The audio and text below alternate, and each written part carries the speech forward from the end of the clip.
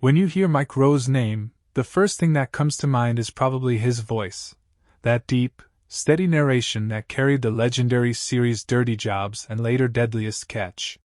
But behind that voice lies a man who became an unexpected hero to everyday workers across America. Mike Rowe wasn't born into television royalty, nor did he have a glamorous Hollywood beginning. Instead, he stumbled into fame by embracing the very work most of society ignores. People warned us that his passion for exposing the grittiest side of life wouldn't make good television, that viewers wouldn't connect with watching him crawl through sewers, handle roadkill, or dive into some of the filthiest jobs imaginable. Yet Mike's charm, wit, and humility transformed a simple idea into one of the most impactful shows of its time. What we didn't realize then was that this very journey would come with personal struggles, controversies, and revelations that Mike himself would later admit left scars he still carries.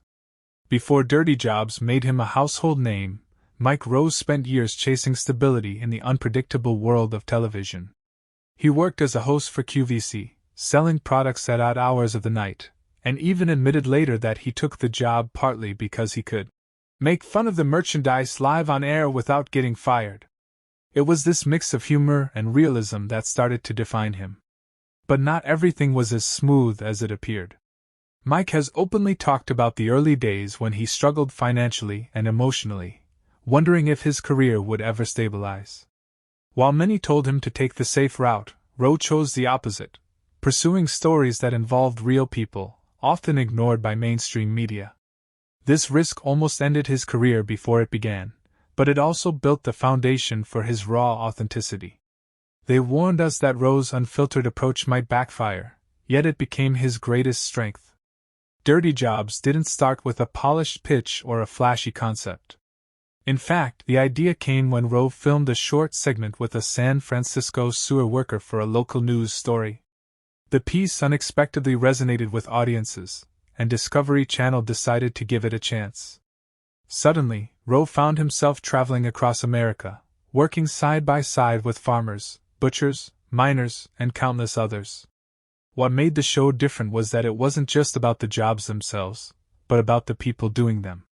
Rowe showed viewers a level of respect for blue-collar workers that television had rarely offered before. However, he also put his health and safety on the line with every episode.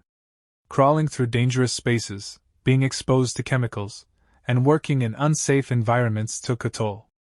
He later revealed that he suffered numerous infections and minor injuries that the cameras never fully captured.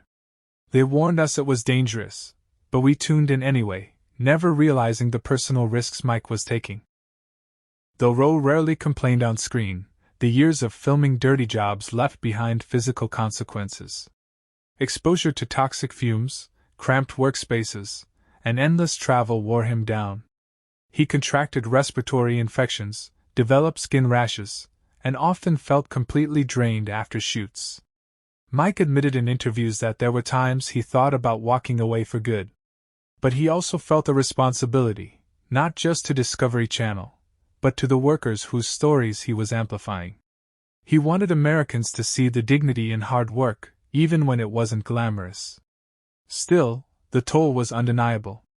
Friends and colleagues often told him he needed to slow down, to prioritize his health. Mike's response was always the same. If the people doing this work can show up every day, then so can I. They warned us his body couldn't keep up with his mission, but Mike pushed forward, determined to finish what he started. In 2012, fans were stunned when Dirty Jobs was cancelled after 8 years. The official reason was that ratings had slipped, but Rowe hinted that the show had run its natural course. What viewers didn't know was how difficult the production had become.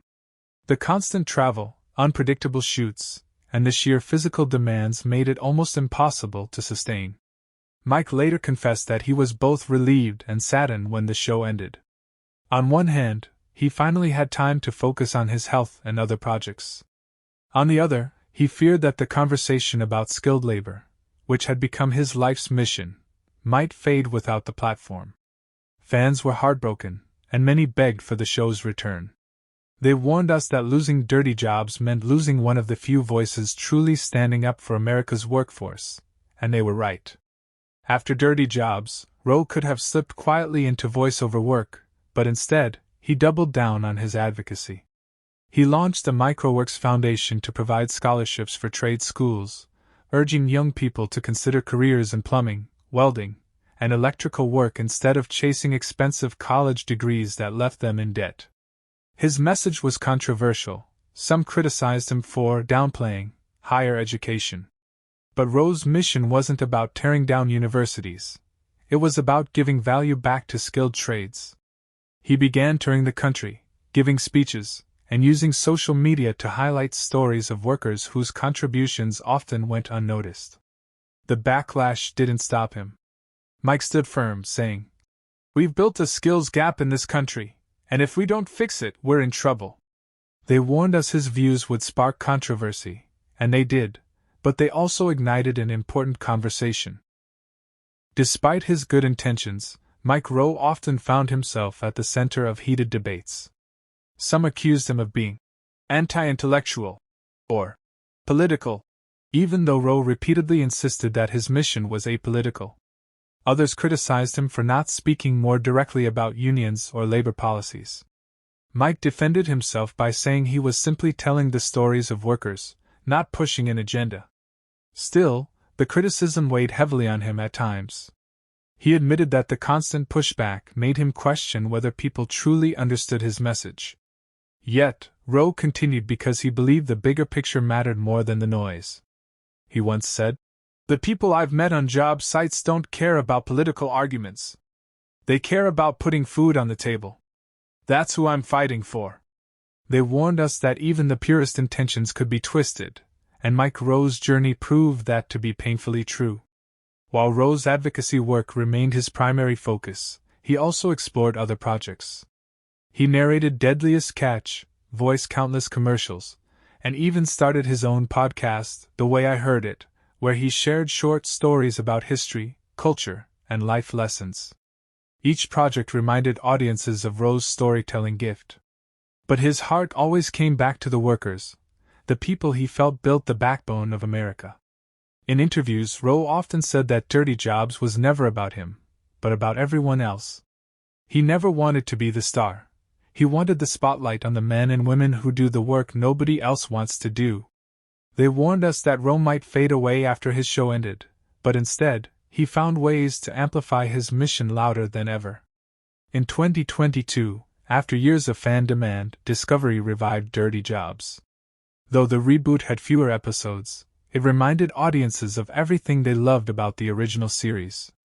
Once again, Rowe suited up, got filthy, and put himself in dangerous situations to showcase real workers.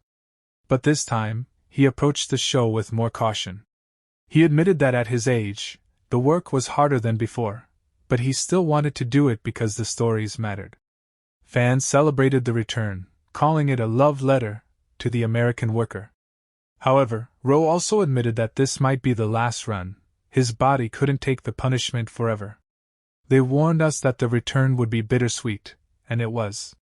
The show came back not as a long-running series, but as a reminder of the impact it had made. Mike Rowe has always been private about his personal life, rarely sharing details about his relationships or family. He once said that his career demanded so much time that it left little room for traditional commitments. Though he never married, Rowe has often expressed gratitude for his close-knit family and lifelong friends.